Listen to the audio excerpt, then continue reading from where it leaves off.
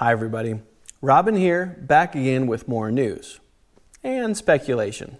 Acura recently announced that we will see a new small crossover SUV enter the lineup beneath the RDX, MDX, and ZDX models. What does that mean? Acura kept the details quite light, save for saying that there will be a turbocharged engine under its hood, it will come beneath the RDX, and it will be a gateway model ready to build on the incredible success of Integra.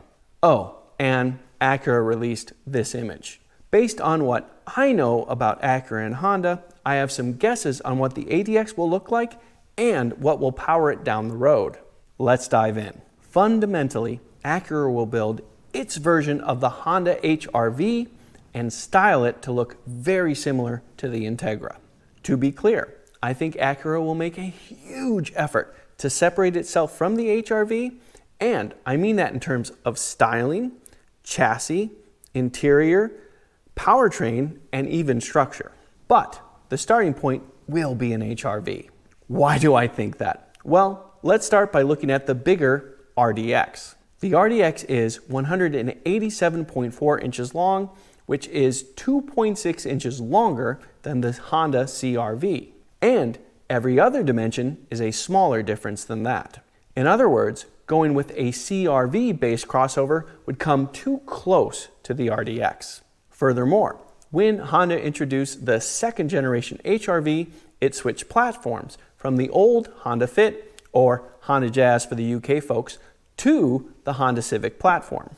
Add to that the relaunched Acura Integra, which also started for the 2023 model year, also starts with the Honda Civic sedan as its base platform. And I learned that from the man himself, Jonathan Rivers. And if you want to hear that for yourself, you can check that link out right here. Assuming Acura follows the same formula, I do expect the ADX to be a little bit longer than the HR-V, perhaps around 183 inches long, and that compares to the HR-V's 179.8 inches. And I bet Acura will add a bit of bracing around the front and rear shock towers to stiffen up the structure and improve driving feel. For the powertrain, Acura already claimed that it will be turbocharged, and I bet they will just bolt up the turbocharged 1.5 liter 4-cylinder that's already in the base Acura Integra and the Honda Civic Si and a bunch of other Honda models. However, I do hope we see a small bump in the Integra's 200 horsepower. Even just a token 205 horsepower would satisfy me. Torque can stay at 192 pound-feet, no problem. Acura will save the turbocharged 2-liter for the ADX Type S because, of course, there is going to be an ADX Type S. I also expect the interior to closely follow the equipment offered in the Acura Integra. That means a 10.2-inch fully digital instrument cluster screen and a similarly sized center display, and it will almost certainly have wireless Apple CarPlay and wireless Android Auto.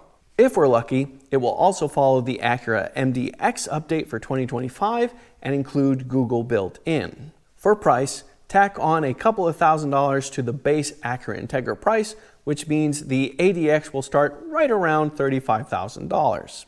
That puts it well below the RDX base price, which is in the mid-40s, and meets the need for it to be a gateway into the brand.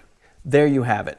My guesses for what we can expect for the upcoming 2025 or perhaps 2026 Acura ADX small crossover SUV.